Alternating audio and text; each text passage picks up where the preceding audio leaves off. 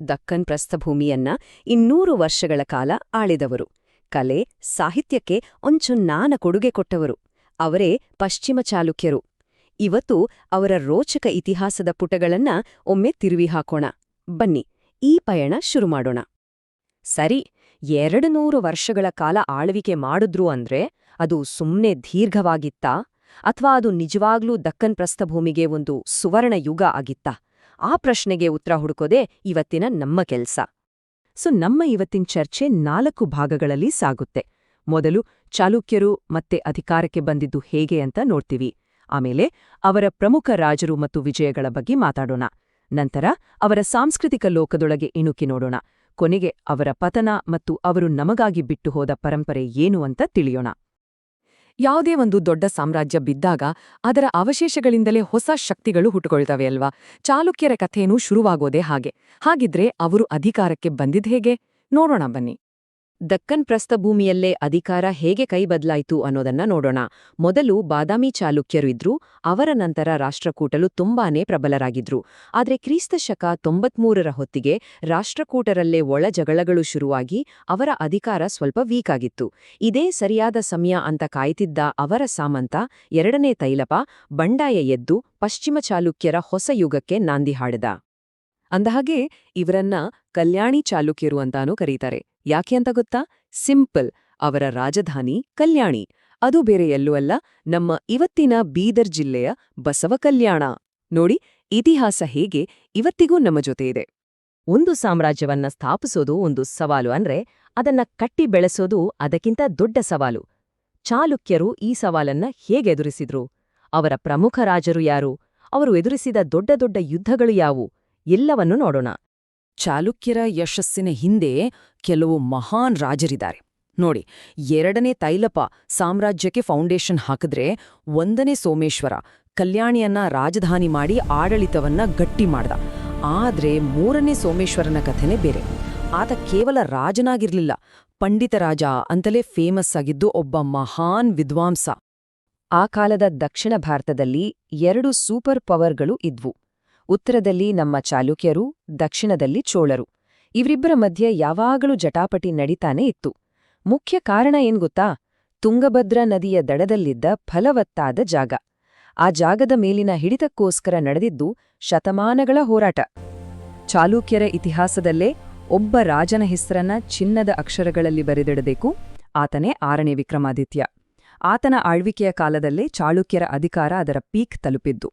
ಅಕ್ಷರಶಃ ಆತನ ಕಾಲವನ್ನ ಚಾಲುಕ್ಯರ ಸುವರ್ಣ ಯುಗ ಅಂದ್ರೆ ತಪ್ಪಾಗಲ್ಲ. ಯಾಕೆ ಗೊತ್ತಾ? ಆತ ಬರೋಬ್ಬರಿ 50 ವರ್ಷಗಳ ಕಾಲ, ಅಂದ್ರೆ 1076ರಿಂದ 1126ರವರೆಗೆ ಒಂದು ಸ್ಥಿರ ಯಶಸ್ವಿ ಆಡಳಿತ ಕೊಟ್ಟಿದ್ದ. ಆ ಕಾಲದಲ್ಲಿ ಅರ್ಧ ಶತಮಾನ ರಾಜ್ಯಭಾರ ಮಾಡೋದು ಅಂದ್ರೆ ಅದು ನಿಜಕ್ಕೂ ಒಂದು ಅದ್ಭುತ ಸಾಧನೆನೇ ಸರಿ. ಯುದ್ಧ, ಸಾಮ್ರಾಜ್ಯ ವಿಸ್ತರಣೆ ಇದೆಲ್ಲ ಒಂದ್ ಕಡೆ. ಇದರ ಆಚೆಗೂ ಚಾಲುಕ್ಯರು ಒಂದು ಅದ್ಭುತವಾದ ಸಾಂಸ್ಕೃತಿಕ ಲೋಕವನ್ನೇ ಕಟ್ಟಿದ್ರು. ಅವರ ಆಡಳಿತ, ಕಲೆ, ಸಾಹಿತ್ಯ ಇವೆಲ್ಲ ಇವತ್ತಿಗೂ ನಮ್ಮನ್ನ ಬೆರಗುಗೊಳಿಸ್ತವೆ. ಬನ್ನಿ, ಆ ಪ್ರಪಂಚದೊಳಗೆ ಒಂದು ರೌಂಡ್ ಹೋಗ್ಬರೋಣ. ಒಂದು ದೊಡ್ಡ ಸಾಮ್ರಾಜ್ಯವನ್ನ ನಡೆಸೋದು ಅಂದ್ರೆ ಸುಮ್ನೇನಾ? ಆದ್ರೆ ಚಾಲುಕ್ಯರು ಅದನ್ನ ಅಚ್ಚುಕಟ್ಟಾಗಿ ಮಾಡಿದ್ರು. ತಮ್ಮ ರಾಜ್ಯವನ್ನ ನಾಡು, ವಿಷಯ ಮತ್ತು ಗ್ರಾಮ ಅಂತ ವಿಂಗಡಿಸಿ ಅಧಿಕಾರವನ್ನ ಹಂಚಿದ್ರು. ಅಷ್ಟೇ ಅಲ್ಲ, ಅವರ ಗದ್ಯಾನ ಅನ್ನೋ ಚಿನ್ನದ ನಾಣ್ಯ ಇದೆಯಲ್ಲ, ಅದು ಅವರ ಆರ್ಥಿಕ ಶಕ್ತಿ ಎಷ್ಟಿತ್ತು ಅನ್ನೋದಕ್ಕೆ ಒಂದು ದೊಡ್ಡ ಸಾಕ್ಷಿ. ಚಾಲುಕ್ಯರು ಬರೀ ಸಾಮ್ರಾಜ್ಯಗಳನ್ನ ಕಟ್ಲಿಲ್ಲ, ಅವರು ಕಲ್ಲಿನಲ್ಲಿ ಕಥೆ ಕೆತ್ತಿದವರು.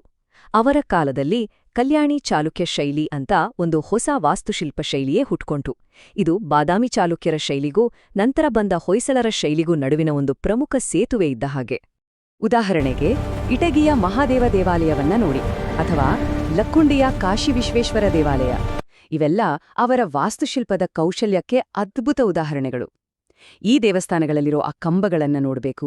ಯಾವುದೋ ಲೇಥ್ ಮಷೀನಲ್ಲಿ ಮಾಡಿದ ಹಾಗೆ ಎಷ್ಟು ನುಣುಪಾಗಿ, ಎಷ್ಟು ಸುಂದರವಾಗಿ ಕೆತ್ತಿದ್ದಾರೆ. ಚಾಲುಕ್ಯರ ಆಸ್ಥಾನ ಅಂದ್ರೆ ಅದು ಕೇವಲ ರಾಜಕಾರಣಿಗಳ ಸಭೆಯಾಗಿರ್ಲಿಲ್ಲ, ಅದೊಂದು ಸಾಂಸ್ಕೃತಿಕ ಹಬ್ ಆಗಿತ್ತು.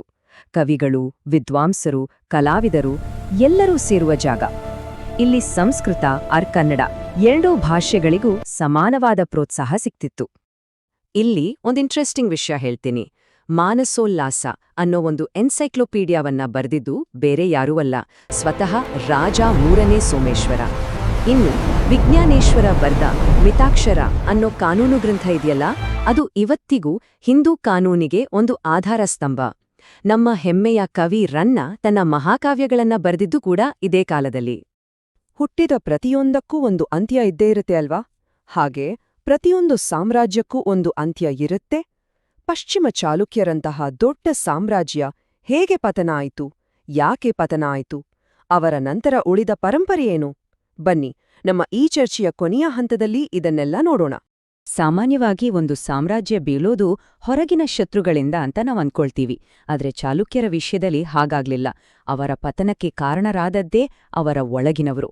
ಅವರ ಸಾಮಂತರಾಗಿದ್ದ ಕಳಚೂರಿಗಳೇ ಬಂಡಾಯ ಎದ್ರು. ಇದು ಸಾಮ್ರಾಜ್ಯದ ಬುಡವನ್ನೇ ಅಲುಗಾಡಿಸ್ಬಿಟ್ಟಿತು.